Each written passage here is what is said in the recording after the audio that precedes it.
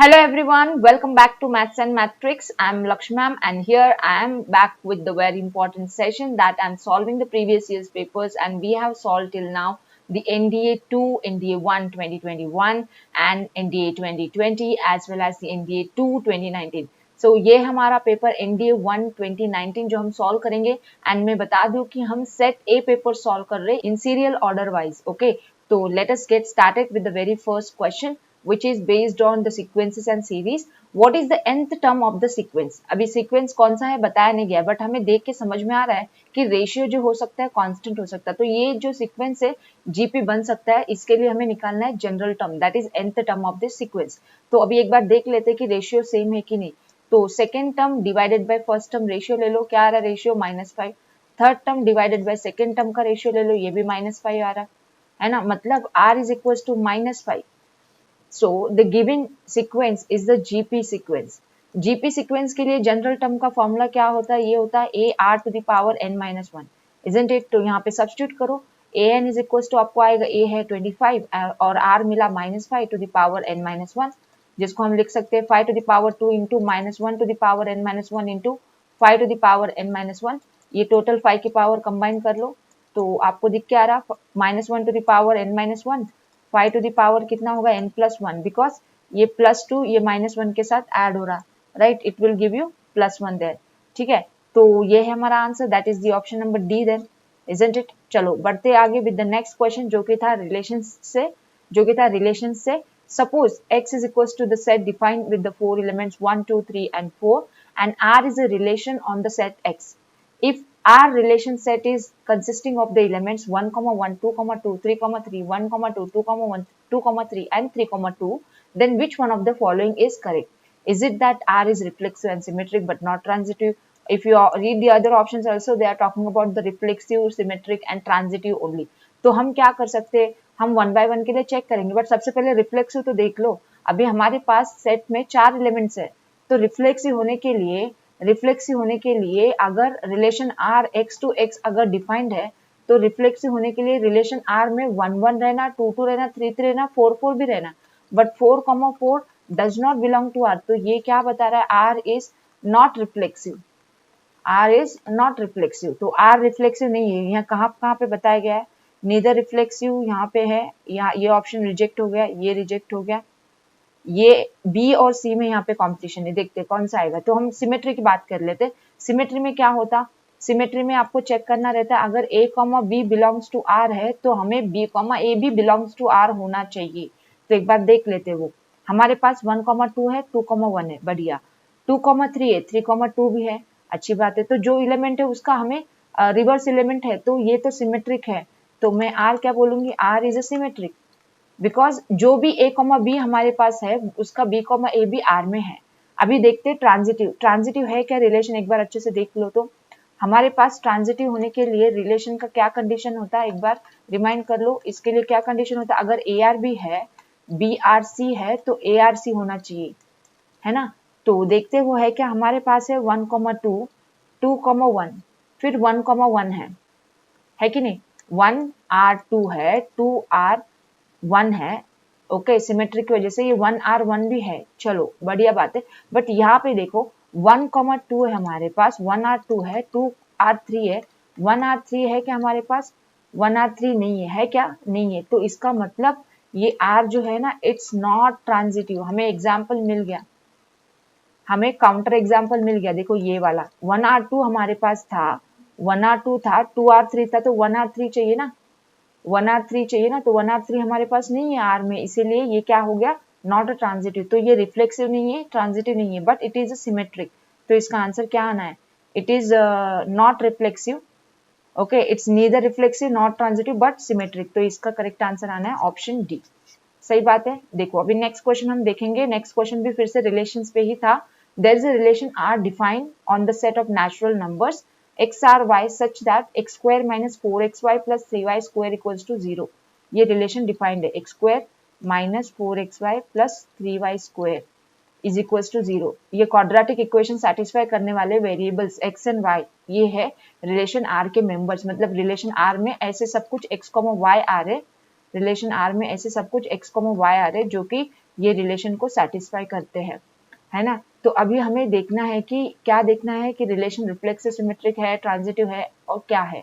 Options पढ़ के मतलब नहीं, वही हमें काम चेक करना है कि रिफ्लेक्सिव है क्या, सिमेट्रिक है क्या, ट्रांजिटिव है क्या। तो पहली बात कर लेते, एक्स आर एक्स का मतलब क्या होगा, x square minus 4x² plus 3x², ये क्या होगा 4x² minus 4x² equals to 0। R R right hand side, मतलब I can say that x R x is true, और इसका मतलब क्या हो गया, रिलेशन हो गई रिफ्लेक्सिव। तो रिफ्लेक्सिव कहाँ कहाँ पे देखे रखा, बी में भी देखे रखा, सी में भी देखे रखा, डी में। अच्छा, चारों ऑप्शन में रिफ्लेक्सिव तो बता के रखा है, तो चलो हम सिमेट्रिक के बारे में भी चेक करेंगे। अभी देखो x square minus 4xy plus 3y² equal to 0, you would say when you take x R y, but y R x क्या बताएगा, वाई आर एक्स मतलब वाई की जगह एक्स लेगा, एक्स की जगह वाई लेगा, तो ये बताएगा Y square minus 4yx plus 3x²। अभी ये जीरो रहना है क्या, जरूरी है क्या, we can't say directly, can we say directly, it will depend on the values, it will depend on the values of y and x, it is totally dependent on the values of x. So in general r is not symmetric, in general r is not symmetric. So what about the transitive, what do you think of transitive, transitive भी ये नहीं होगा क्योंकि ऐसा type का ही relation आने वाला है, o भी इक्वल टू 0 होगा, it will be dependent on the values of the variable, so in general it is not true. Okay तो इसीलिए ये ट्रांजिटिव भी नहीं होगा और सिमेट्रिक भी नहीं होगा, तो ये क्या है, रिफ्लेक्सिव है, वो भी देखे रखा, देखो ऑप्शन डी में, R is reflexive but neither symmetric not transitive. समझ में, यहाँ पे मैं आपके लिए होमवर्क रखी हूँ, आपको क्या चेक करना है, आर इज नॉट ट्रांजिटिव करके चेक करना है। कैसे चेक करोगे, सिंपल सी बात है, आप स्टार्ट करो एक्स आर वाई से, लिखो उसका इक्वेशन, वाई आर जेड लिखो, एक्स आर जेड का जो इक्वेशन आएगा इक्वल टू 0 होगा, we can't say, it will be dependent on the values of x and z. So in general the relation is not transitive. Clear है बात। अभी आते हैं नेक्स्ट क्वेश्चन पे, नंबर 4 पे। देखो फोर्थ क्वेश्चन था सेट थ्योरी पे, बट यहाँ पे कॉम्प्लेक्स नंबर का हमें कंसेप्ट लग रहा है, देखते हैं। सेट ए डिफाइंड है हमारा, set of all x such that x is a complex number satisfying this equation and b is a set of all x which is also a complex number satisfying the another equation where z is a set of complex numbers, then what is A intersection B. अभी पहले तो देख लो set ए में कौन से members आएंगे, उन्होंने आपको बोल के रखा ये इक्वेशन सेटिस्फाई करने वाले मेंबर्स आते हैं, बट आप लोगों को पता है ये इक्वेशन कौन सेटिस्फाई करता, ये इक्वेशन जो है ना 1 ओमेगा ओमेगा स्क्वायर सेटिस्फाई करते। These are the 3 roots of this particular cube roots of unity, है ना। ये इक्वेशन का ये 3 रूट्स है, 1 ओमेगा ओमेगा स्क्वायर, ओमेगा की वैल्यू क्या होती है भला, -1 plus √3 times I upon 2, omega square क्या होता, -1 माइनस आई √3 लिख सकते अपॉन 2। तो अभी देखो ये इक्वेशन के ये 3 रूट्स है, 1 ओमेगा ओमेगा स्क्वायर, और जो सेट बी में आ रहा, मैं पहले लिख तो दूं, ए में क्या क्या आ रहा, 1 आ रहा, ओमेगा आ रहा, ओमेगा स्क्वायर आ रहा, बी में क्या आ रहा बताओ तो एक बार मुझे, बी में सिर्फ 2 आ रहे। ये इक्वेशन जो है ना x square plus x plus 1 equal to 0 satisfied by omega and omega square, तो इसमें सिर्फ ओमेगा ओमेगा स्क्वायर आ रहे। तो अभी इंटरसेक्शन बताओ, फिर इसका इंटरसेक्शन क्या हुआ, ओमेगा ओमेगा स्क्वायर हुआ, ए एंड बी का इंटरसेक्शन क्या हो जाएगा, omega omega square, but omega है क्या, -1 प्लस आई √3/2 कॉमा ओमेगा स्क्वायर है -1 माइनस आई √3/2। तो इस फॉर्म में उन्होंने आंसर दिया है, वो कौन सा है हमारा आंसर, ऑप्शन बी है, देख लो। क्लियर है बात। अभी आते हैं नेक्स्ट क्वेश्चन पे, और यहाँ पे हमें देखे रखे 2 statements to verify which of the following, which of the above is और आर करेक्ट। ठीक है, तो स्टेटमेंट वाइज जाते हैं हम, बहुत आसान सा स्टेटमेंट है, देखो A intersection B union A intersection B complement union A complement intersection B equal to A union B है क्या, वेरीफाई करना है। 1 बाय 1 हम वेरीफाई करते हैं, पहला देखते हैं। अभी देखो पहले में अगर आप अच्छे से देखोगे ये सिंप्लीफाई कर सकते, देखो ए इंटरसेक्शन कॉमन है ना, है ना, तो ये A intersection of B union B complement लिख सकते, ये दोनों को। यहाँ पे क्या हो रहा है आपको समझ में आ रहा है ना, ये बी यूनियन बी कॉम्प्लीमेंट होगा, ये ए इंटरसेक्शन जो है ना डिस्ट्रीब्यूटेड है, वहां पे डिस्ट्रीब्यूटेड लॉ है, ये रिवर्स में लिख रहे हैं हम लोग नॉर्मली ऐसा रहता तो इसको ओपन करके डिस्ट्रीब्यूटेड लिखते हैं ना, अभी इन लोगों ने डिस्ट्रीब्यूटेड लॉ लिखा हुआ है, उसको हम लोग कंपोज कर रहे हैं कि ये कैसा डिस्ट्रीब्यूटेड लॉ बनेगा, है ना, समझ में आई बात। रिमेनिंग वाला जो है ना ऐसे कैसे लिख देते, क्या है रिमेनिंग, ये है हमारा रिमेनिंग। ठीक है, तो अभी इसका इक्वल टू क्या आएगा, पहले बात तो देख लो, बी का यूनियन विद बी कॉम्प्लीमेंट, कोई भी सेट और उसका कॉम्प्लीमेंट लेने जाए तो यूनिवर्सल सेट आता, तो इसको मैं यूनिवर्सल सेट को बोलती हूँ एक्स, तो यहाँ पे मैं आपको बता देती हूँ एक्स को मैं क्या बोल रही हूँ, यूनिवर्सल सेट बोल रही हूँ। ठीक है, तो कोई भी सेट का यूनियन लोगे उसके कॉम्प्लीमेंट के साथ, तो वो क्या मैप करता है, it will map the complete universal set. Okay, तो यहाँ पे मैंने वो सेट को एक्स लिया है, तो ये A intersection B, sorry A intersection x union A complement intersection B. अभी देखो कोई सेट का यूनिवर्सल सेट के साथ इंटरसेक्शन तो वो सेट ही होना है, तो A union A complement intersection B. अभी लगाओ डिस्ट्रीब्यूटिव, फिर से यूनियन को डिस्ट्रीब्यूट करना है इंटरसेक्शन पे, तो A union A complement intersection A union B.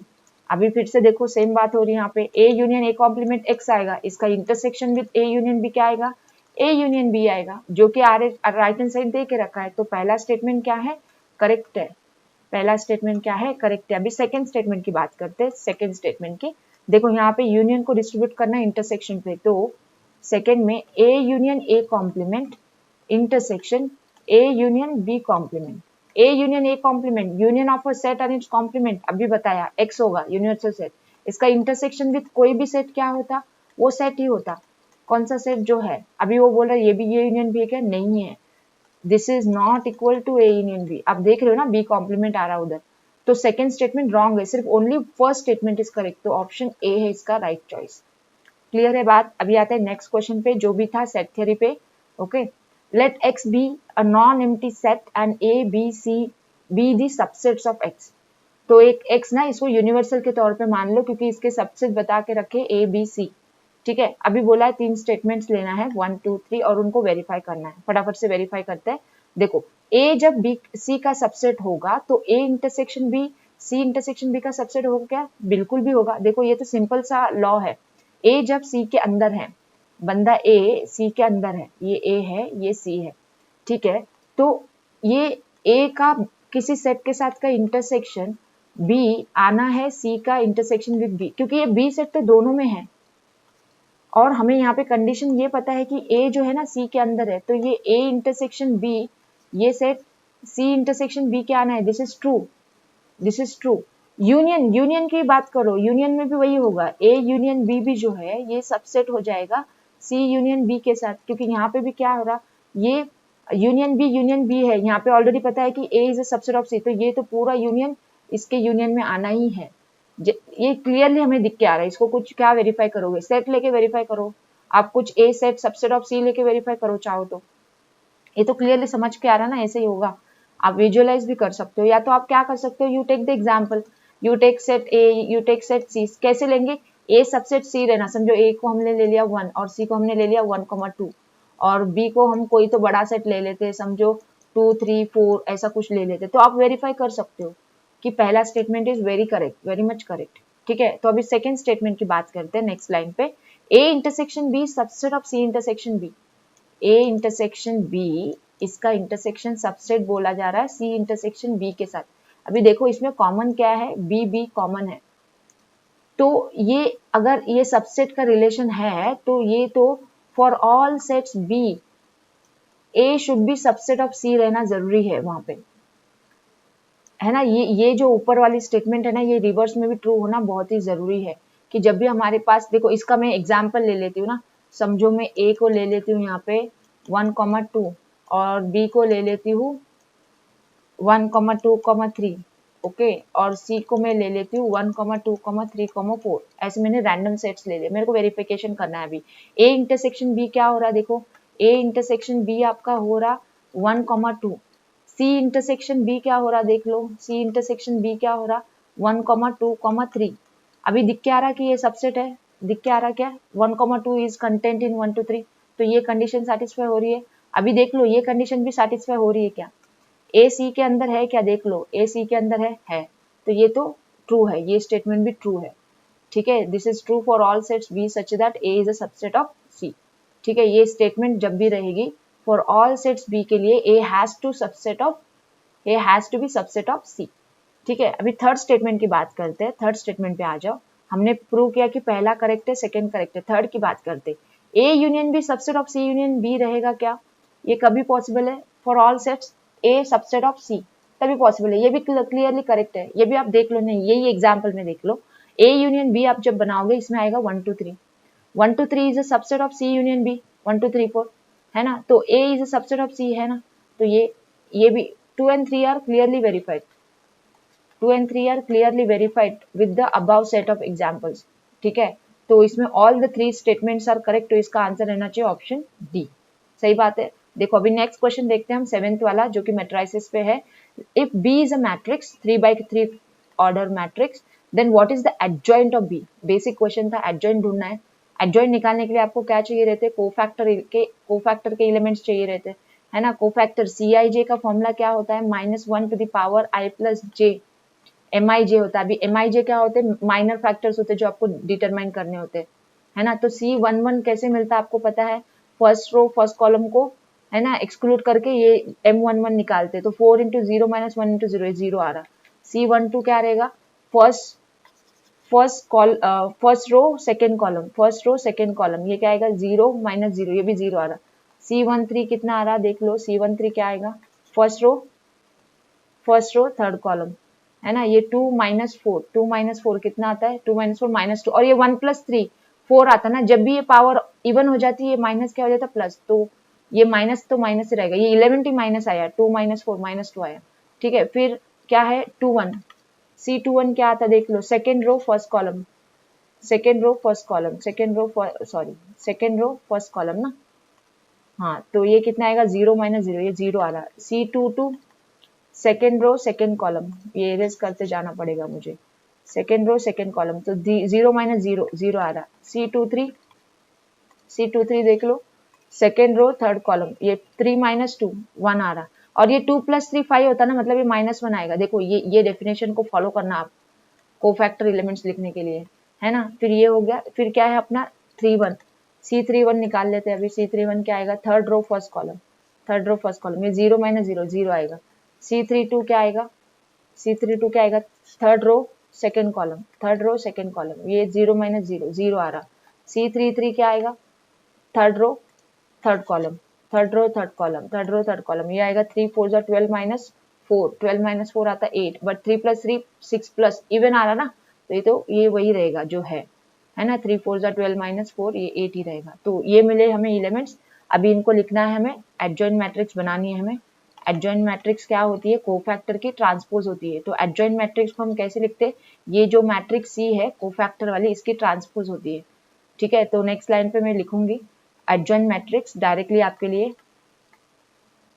Adjoint of ए कैसे लिखेंगे, इधर C11 C12 C13 C21 C22 C23, है ना, C31 C32 C33 फॉर्म में लिखेंगे। क्यों, क्योंकि ये कोफैक्टर की ट्रांसपोज होती है। कोफैक्टर कैसे लिखते हैं, C11 C12 C13, ये पूरा एक रो आएगा ना, ये दूसरा रो, ये तीसरा रो, बट रो बन जाएगा कॉलम फॉर द एडजॉइंट। तो इसलिए पहला कॉलम इसका क्या आ रहा, 0 0 -2, 0 0 -2 वाला देखो ऑप्शन ए ही हमारा।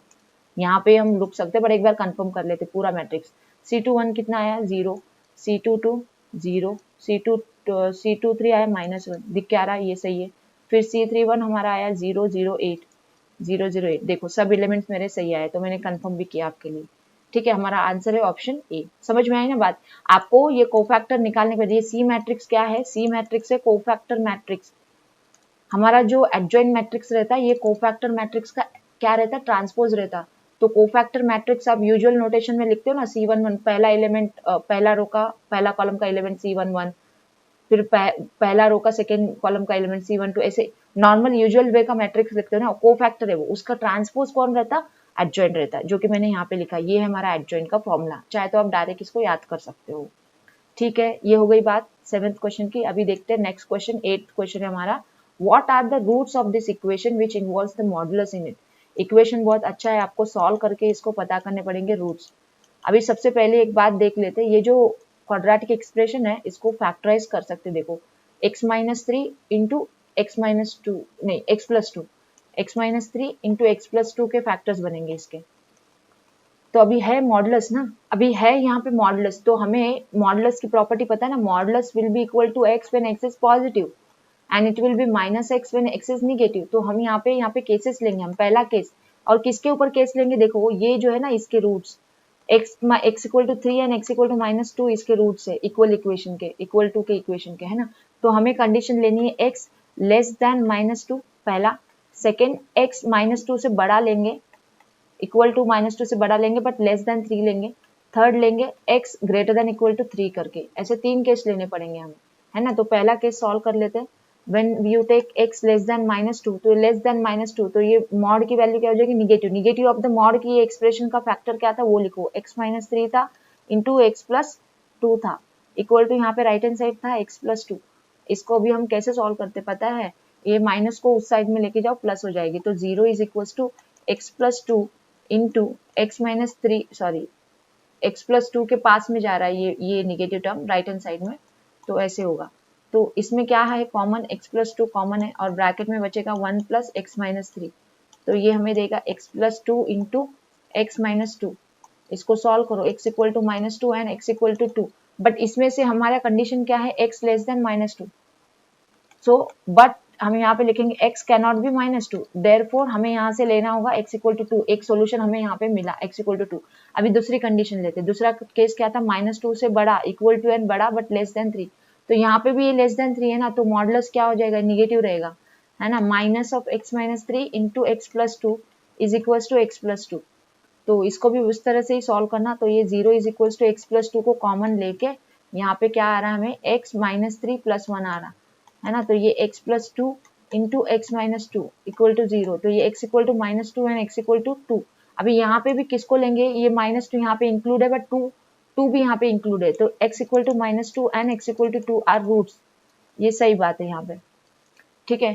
तो ये यहाँ पे 2 रूट्स मिल रहे हैं हमें, जिसमें एक कॉमन इक्वल रूट्स मिला है। तो अभी लास्ट वाला केस ले लेते हैं, थर्ड वाला केस, जहाँ पे x की value greater than equal to 3 रहेगी, तो ये क्या होगा, पॉजिटिव हो जाएगा, अभी मॉडुलस की वैल्यू पॉजिटिव, दोनों से ये x बड़ा है -2 से भी और 3 से भी, तो पॉजिटिव हो जाएगा ये पूरा एक्सप्रेशन, है ना, उसका फैक्टर्स में ले रही हूँ, एक्सप्रेशन की जगह पे फैक्टर्स में ले रही हूँ, तो this is equal to x + 2। अभी इसको सॉल्व करो, लेफ्ट में लेके आओ, लेफ्ट में लाओगे तो x - 3 -1 बचेगा इक्वल टू 0, यहाँ पे ये टर्म को मैंने लेफ्ट में लिया इस बार, ठीक है। तो ये क्या हो गया, x + 2 into x - 4 equal to 0, तो ये दे रहा है x - 2 and x equal to 4, but हमारा x कौन है यहाँ पे, x हमारा ग्रेटर देन इक्वल टू 3 है ना, x ये है ना, तो ये हो सकता है क्या, not possible, but x equal to -2 not possible here, not possible here, तो यहाँ पे हम किसको उठाएंगे, 4 को उठाएंगे। तो हमें क्या क्या मिले आंसर्स, हमें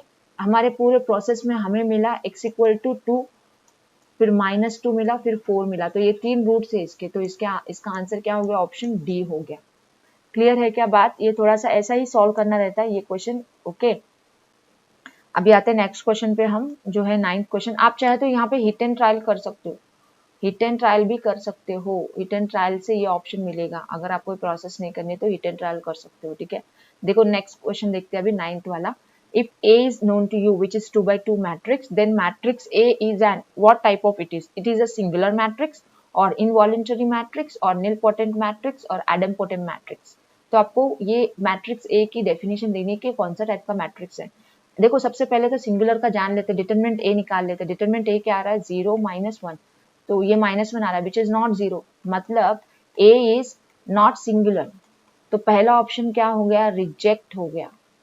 अभी ये जो है इनवॉलेंटरी, निलपोटेंट, एडिमपोटेंट, इन सब के लिए आपको चाहिए रहता है A², तो A² कैलकुलेट कर लो, तो A इंटू A करके, तो ये 0 1 1 0, रो मल्टीप्लाइड बाय कॉलम आपको पता है ना, चलो फिर 0 इंटू 0 1 इंटू 1 1 आएगा, 0 इंटू 1 1 1 इंटू 0 0 आएगा, 1 इंटू 0 0 इंटू 0 0, 1 इंटू 1, एक बार ये देख लेती हूँ मैं, ये 0 आ रहा, देखो एक बार फिर से देख लो इसको, देखो रो इंटू कॉलम कर रहे हैं हम, दिस रो इंटू ये कॉलम, 0 1, ये 1 आ रहा, फिर ये 0 आ रहा, ये 0 आ रहा, 1 into 0 0, 0 into 1 0, 1 into 1 1 0 plus 0 into 0 1 0, 1 plus 0 1, तो ये आ रहा आइडेंटिटी। तो जब भी A² is equal to identity आता तो इसको हम क्या बोलते पता है, इसको हम बोलते इनवॉलेंटरी मैट्रिक्स। क्या बोलते, इनवॉलेंटरी मैट्रिक्स। ये नीलपोटेंट मैट्रिक्स का क्या डेफिनेशन, जब A² इक्वल टू O आता, O is what, null matrix. Idempotent क्या होता है, एडिमपोटेंट मतलब जब A² इक्वल टू A, एडिमपोटेंट में आइडेंटिटी, आइडेंटिटी मतलब खुद ब खुद आना, मैट्रिक्स आना, देखो ये है हिंट, शॉर्टकट ध्यान में रखना। एडिमपोटेंट मतलब आपको चेक करना रहता है कि A² इक्वल टू A आना, आया क्या, नहीं, A² equal to I, involuntary, inverse देने वाला आया, A inverse is equal to I, ये है ना, ये A² इक्वल टू I है, मतलब इधर A and A inverse same है, तब जाके इनवॉलंटरी होता है।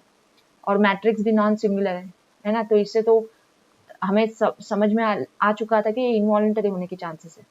समझ में आ रहा है कि इनवॉलंटरी क्या है, नीलपोटेंट क्या है, एडेम्पोटेंट क्या है, इन सबकी बेसिक डेफिनेशन तो आपको पता होने चाहिए ऐसे आंसर्स करने के लिए। और नहीं भी पता है तो मैंने अभी बता दिया, आपको समझ में आया ना कैसे याद रखना। नीलपोटेंट, नल से इसका संबंध है, A square equal to null. Idempotent, identity, खुद ब खुद मैट्रिक्स आना, आइडेंटिटी उसकी वापस मिलना, एडेम्पोटेंट मैट्रिक्स, तो A square equal to A. Involuntary, inverse से संबंधित है, इनवर्स मतलब A square equal to I आना, बिकॉज ए इनवर्स क्या होता है, आई होता, तो इस तरह से आपको दिमाग में रख लेना है इसको, ठीक है। तो इसका आंसर हमें क्या मिला एक बार बताओ, तो इसका आंसर हमें मिला ऑप्शन नंबर बी, है ना, ऑप्शन नंबर बी इसका करेक्ट आंसर है, because we got A square equal to I. अभी आते हैं नेक्स्ट क्वेश्चन पे।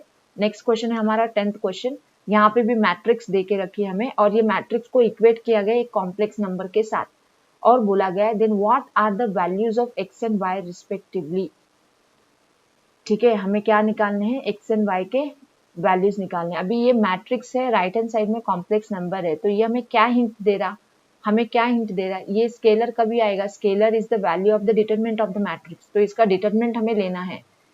ओके, इसका हमें डिटरमिनेंट लेना है, ठीक है। इसका डिटरमिनेंट क्या आएगा, x into minus i minus 2i square, then minus into minus ये प्लस हो जाएगा, प्लस 3i इंटू क्या आ रहा, minus y i minus 0, then plus 1 into 2iy minus 0 equal to क्या है 6 प्लस 11i। चलो इसको सॉल्व कर लेते हैं हम। आई स्क्वायर आपको पता है, आयोटा का स्क्वायर कितना होता है -1, तो माइनस आई ये +2 हो गया, plus 3i into minus y i, then plus 1 into 2iy is equal to 6 plus 11i। इसको ओपन कर लो ब्रैकेट को, ये हो जाएगा x times minus i minus x i है ना, plus 2x plus into minus minus 3y i square, मतलब -1 लिखती हूँ यहाँ पे, plus 2iy is equal to 6 plus 11i। अभी i के टर्म्स कंबाइन करो और scalar term the real parts combine करो। रियल पार्ट्स क्या क्या है, 2x है और ये plus 3y, 2x plus 3y real part है, और इमेजिनरी पार्ट में से i बाहर निकालो, -x और क्या है प्लस 2y, i को बाहर निकाला मैंने इन दोनों में से, equal to 6 plus 11i। Now compare it, equate it, equating करते हैं ना, इक्वेटिंग करेंगे हम, दो इक्वेशन मिल रही है हमें, 2x plus 3y equal to 6 equation 1, and minus x plus 2y is equal to 11 equation 2।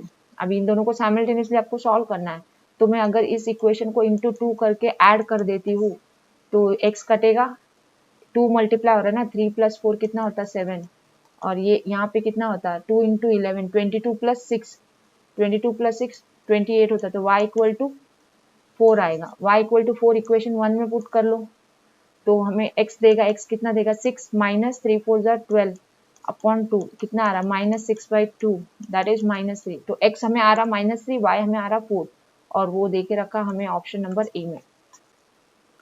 ठीक है, देखो आते हैं नेक्स्ट क्वेश्चन पे, 11th क्वेश्चन पे। The common roots of the equations. अभी इक्वेशंस देखो वेरिएबल z में है, दो इक्वेशंस देके रखे, तो इनके कॉमन रूट्स पूछा है। अभी ऑप्शंस देख के हमें हिंट आ रहा है कि अरे ये तो क्वेश्चन कॉम्प्लेक्स नंबर पे जाता, तो उसको वैसे ही दिमाग लगाओ कि ये जो इक्वेशन दे के रखी, देखो कि इसके रूट्स कहीं 1 ओमेगा ओमेगा स्क्वायर तो नहीं है ना, अगर वही है तो हमारा काम बन गया, और आने भी वाला है वही। तो आपके पास ऐसे क्वेश्चन के लिए एक ऑप्शन है हिट एंड ट्रायल करना, बट है 4 ऑप्शन ना, किसी एक को सॉल्व कर लेना आपके लिए आसान हो जाएगा। देखो पहला इक्वेशन को सॉल्व करना इजी है हमारा, z³ plus 2z square plus 2z plus 1 equal to 0।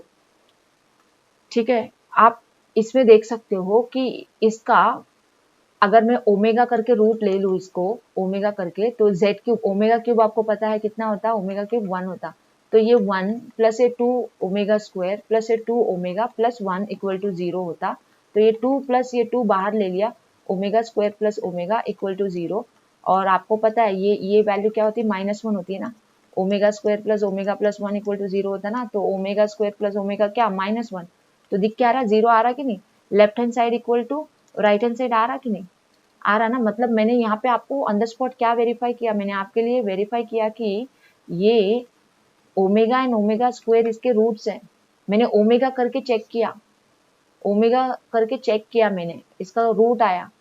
ठीक है, तो मैं यहाँ पे आपके लिए लिख देती हूँ, आप वेरीफाई कर लो, omega and omega square are roots of z cube plus 2z square plus 2z plus 1 equal to 0। 1 तो नहीं होना है, क्लियरली समझ में आ रहा है ना। देखो इधर 1 इधर 1 इधर 1, इनका एडिशन पॉजिटिव नंबर आता, 0 आता कि नहीं आता, तो 1 तो है नहीं। अभी 1 ये बंदों ने कितने ऑप्शन में देखे रखा, सब के सब ऑप्शन डिस्कार्ड हो गए। आंसर आने वाला है डी, दिख के आ गया। अभी कुछ करने की जरूरत ही नहीं है, आंसर सही मिल गया। आप सिर्फ यहाँ पे एक वेरीफाई कर लो आपके एंड से। क्या वेरीफाई करो कि ये omega and omega square are roots of this second equation also, because हमें कॉमन रूट्स चाहिए थे ना, हमें कॉमन रूट्स। तो ये क्वेश्चन ऐसे आते हैं ना, तो इधर हिंट है, भले दिख रहे लेंदी बट है नहीं। हिंट क्या है, ऑप्शन है हिंट, यहाँ पे डिस्कार्ड ऑप्शन मेथड है। आपने सबसे पहली बात तो देख लिया कि ये इक्वेशन का रूट 1 आता नहीं, तो इसको आए ना आए मुझे मतलब नहीं, मुझे तो कॉमन रूट चाहिए ना। किसी एक में रूट है तो पक्का मैं दूसरे के लिए सोचूंगी। जब ये इसका रूट ही नहीं है 1, तो मैं उसके लिए क्यों सोचूं, टाइम वेस्ट है ना। तो उसके इसलिए मैंने 1 को डिस्कार्ड कर दिया। -1 भी नहीं है, आप -1 को भी चाहे तो चेक कर लो। -1 आने के चांसेस है क्या, देख लो एक बार, -1 आ रहा है क्या। -1 देखो, ये -1 होगा, ये कितना होगा +2, +1 आया, ये कितना होगा -1 +1, देखो नहीं आ रहा ना 0। समझ में आ रहा है क्या, -1 +2 फिर -2 +1, ये कितना आता, देखो ये कट रहा। अच्छा ये 0 आ रहा। अच्छा कोई बात नहीं, यहाँ पे -1 तो इसका मिल रहा, बट हमारे पास और एक इक्वेशन है ना, उसका भी तो -1 होना जरूरी है, इसका भी तो -1 होना जरूरी है। अभी उसका देख लो, ये -1 होगा, ऑड पावर है, ये क्या होगा +1 होगा, और ये +1 होगा। देखो इसका -1 आ रहा है, नॉट इक्वल टू 0, मतलब इसीलिए मैंने क्या किया, ये -1 वाला ऑप्शन भी डिस्कार्ड कर दिया, क्योंकि मुझे चाहिए तो कॉमन रूट्स दोनों इक्वेशन में आने चाहिए। किसी एक में भी एक बंदा नहीं आ रहा तो वो नहीं आ रहा ना कॉमन में, तो इसलिए मैंने वेरीफाई करके तीनों को डिस्कार्ड किया। तो करेक्ट ऑप्शन तो ऑप्शन डी है। आप अभी चाहे तो क्या वेरीफाई करोगे कि omega omega square are roots of this particular equation, कर लोगे, बहुत आसान है ये। ओमेगा की प्रॉपर्टी लगानी है, आपको पता है ओमेगा टू द पावर 3 क्या होता, 1 होता, आपको क्लियरली मिल जाएगा। इसके दो रूट्स क्या है, ओमेगा ओमेगा स्क्वायर है। आप ये देखो ना 2017 इज इट डिविजिबल बाय 3, देख लो एक बार, 3 6 18 21। अच्छा डिविजिबल बाय 3 नहीं, इधर रिमाइंडर आएगा, ठीक है। 3 6 कितना आता, 3 6 18, 3 7 3 2 इसका 1, इसका ओमेगा आता value when you divided by 3, और इसको डिवाइड बाय करो, 3 6 18 फिर 21 फिर 8 आ रहा, इधर ओमेगा स्क्वायर आ रहा, और ये +1, इसकी वैल्यू 0 होती ना।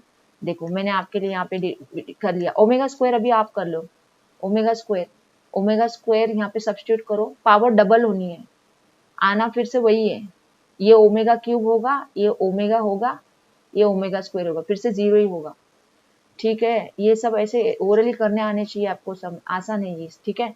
तो हमारा कंफर्म हो गया, आंसर क्या है, ऑप्शन डी है। अभी आते हैं नेक्स्ट क्वेश्चन पे, नंबर 12 पे। If see that is combinations 20, n plus 2 is equals to c 20, n minus 2, then what is the value of n। ऐसे सम के लिए आपको एक ही रिजल्ट काम आता है, NCR equal to NCn minus r. तो आप ये जो चीज दे के रखी है उन्होंने, 20c n plus 2 को आप लिख सकते हो 20c 20 माइनस n plus 2, मतलब -n minus 2, that is 20c 18 minus n। बस अभी इनको सॉल्व कर लो, n plus 2 equal to 18 minus 1 को सॉल्व कर लो, n plus 2 is equal to 18 minus n, 18 minus n को सॉल्व कर लो, तो ये क्या देगा, 2n इज इक्वल टू 16, तो n इज इक्वल टू 8 आएगा, n इज इक्वल टू 8 आएगा, ऑप्शन ए है ना। आते हैं नेक्स्ट क्वेश्चन पे, 13 पे। There are 10 points in a plane, no 3 of this points are in straight line, मतलब पॉइंट सब क्या है, नॉन कोलिनियर पॉइंट्स है, नॉन कोलिनियर पॉइंट्स, ठीक है। Non collinear points we have, no 3 points on a straight line, सिर्फ 2 points है, 2 points को कनेक्ट करेंगे तो उनके तो कैसे भी तो स्ट्रेट लाइन तो मिलना ही है। तो अभी बंदा क्या बोल रहा कि what is the total number of straight lines which can be formed by joining the points। See there are total 10 points, कोई भी 2 points you can select and connect them, you will get a straight line। तो number of straight lines का formula क्या हो जाएगा यहाँ पे, 10c2 हो जाएगा। 10 points है, select 2 points, any 2 points connect them, because no 3 points और कोलिनियर, तो 3 points एक लाइन पे आने की तो संभावना है ही नहीं। 2 points एक लाइन पे हो सकते हैं, बट उनका तो कैसे भी लाइन ही बनना है, तो इसीलिए डायरेक्ट फॉर्मूला इसका 10c2 है ना। ये NC2 करके फॉर्मूला होता है, याद रखो। स्ट्रेट लाइंस का क्या फॉर्मूला रहता है, NC2 करके। तो यहाँ पे n की वैल्यू कितनी है, 10, 10c2 निकालो तो 10 इंटू 9 अपॉन 2 इंटू 1 कितना होगा, 10 इंटू 9 दैट इज 5 इंटू 9 हो जाएगा व्हेन यू डिवाइडेड बाय 2, है ना। तो 5 9 जा 45, तो इसका आंसर है ऑप्शन नंबर बी है, ठीक है। अभी आते हैं नेक्स्ट क्वेश्चन पे, 14th क्वेश्चन है हमारा। The equation, quadratic equation where p q r all are positive, यहाँ पे कंडीशन क्या है, P Q R सबके सब पॉजिटिव है, सब बिलोंग्स टू R प्लस है, ठीक है। और बोल के क्या रखा है कि this equation has distinct real roots, क्या है, इसके रूट्स भी डिस्टिंक्ट है, और वो कौन है, A एंड B है। तो हमें क्या क्या पता है, हमें पता है A and B are distinct real roots of the equation, quadratic equation px square plus qx plus r equal to 0। तो मैं सम ऑफ रूट्स क्या लिखूं, माइनस क्यू बाई पी लिखूं, है ना, माइनस क्यू बाई पी लिखूं equation 1, and product of roots क्या लिखूं, r बाई पी लिखूं। बट ये तो पॉजिटिव है ना, r पॉजिटिव है, p पॉजिटिव, तो r बाई p पॉजिटिव है, इसका मतलब a b ग्रेटर देन 0 मिला। अभी a b ग्रेटर देन 0 मिलने के चॉइसेस क्या क्या है, या तो a greater than 0, b greater than 0, a less than 0, b less than 0। But हमारे पास a प्लस b की वैल्यू क्या मिली, माइनस क्यू बाई पी मिली, माइनस क्यू बाई पी मिली which is negative, and a plus b negative possible only when a is negative, b is negative। तो हम इन दोनों में, ये केस में एंड ये केस में जो कॉमन चीज आ रही है वो आ रही है निगेटिव वाली, तो इसीलिए इसका कंडीशन क्या सेटिस्फाई हो रहा, which one of the following correct, a less than 0, b less than 0, that is option b।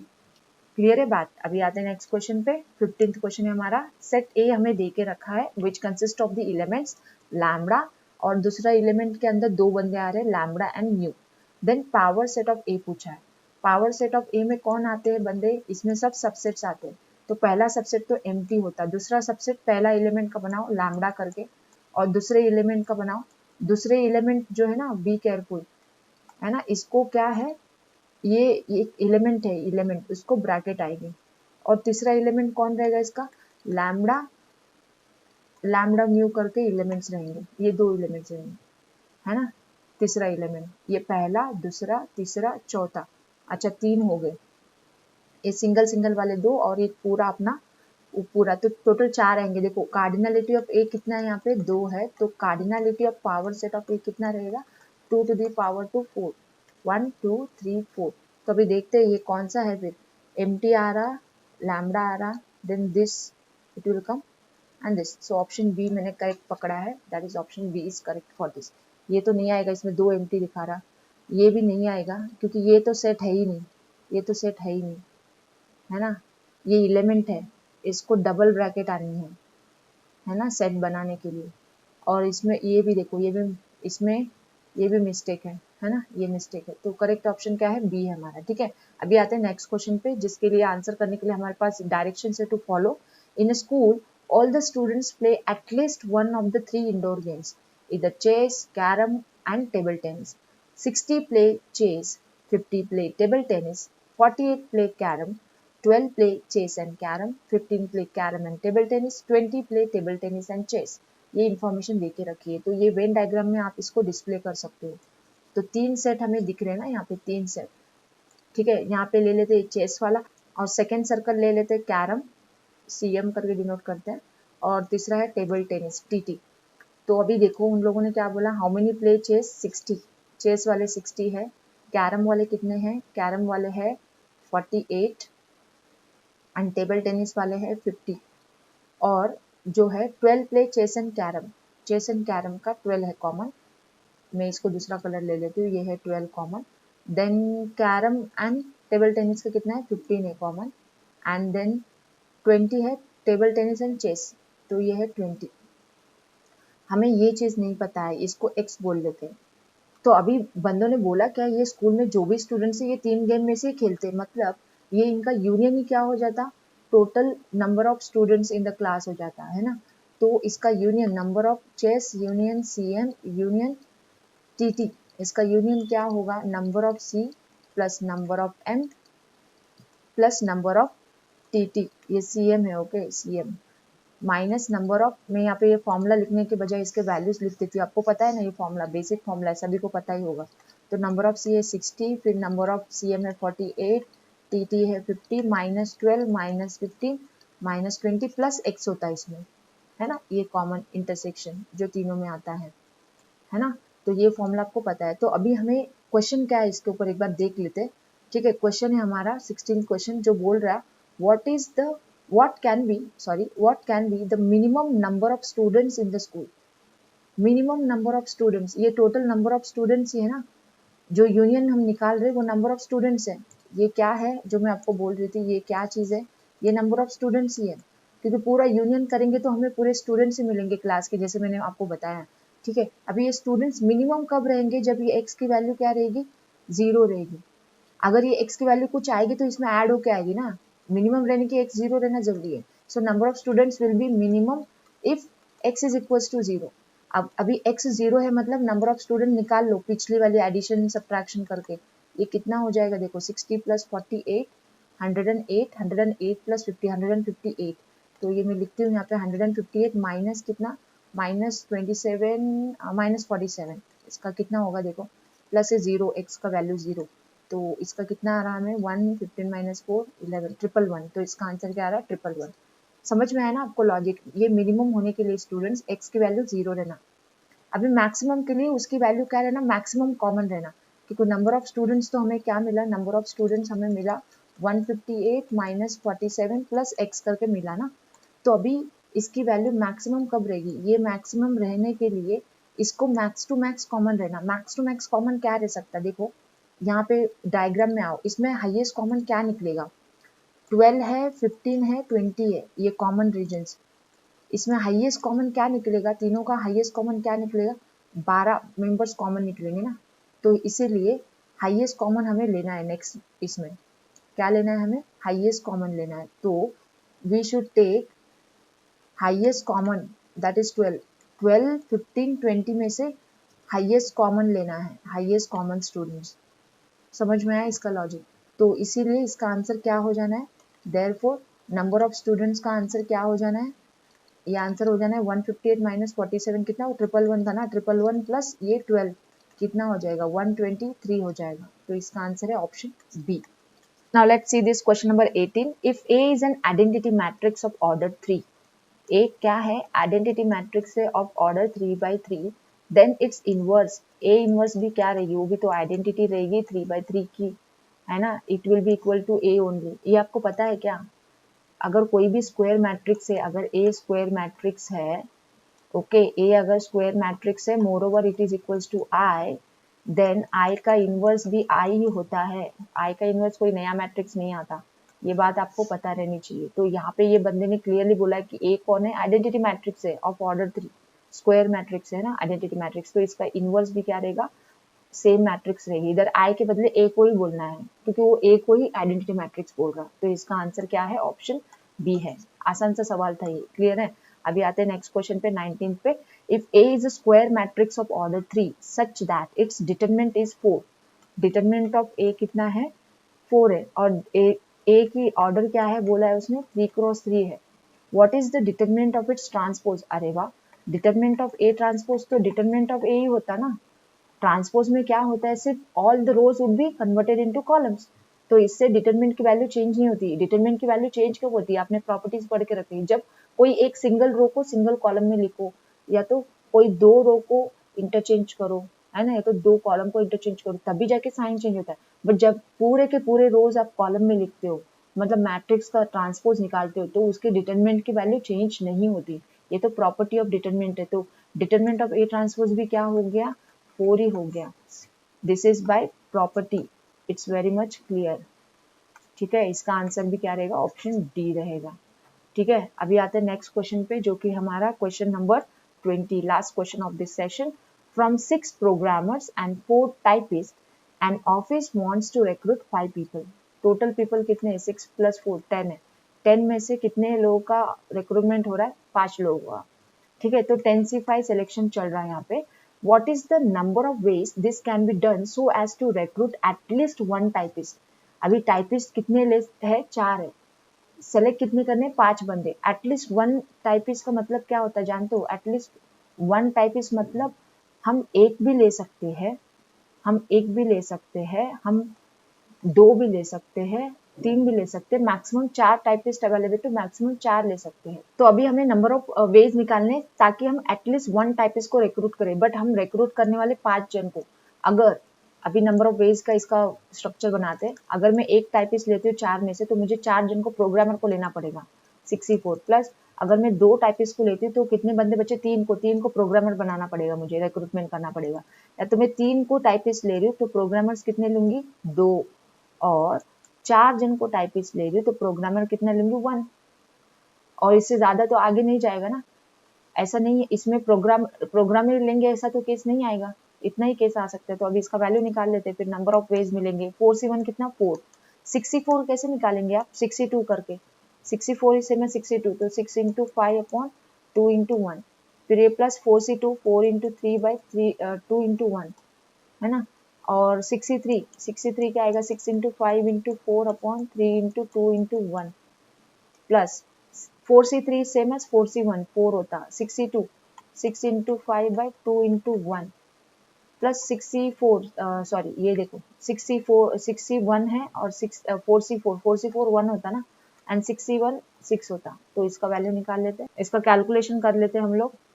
Let's calculate this is equals to C, 6 5 जा 30 30 2 जा कितना 60 प्लस यहाँ पे 6 5 जा 30 30 4 जा 120 प्लस यहाँ पे 6 5 जा 30 30 2 जा 60 प्लस 6।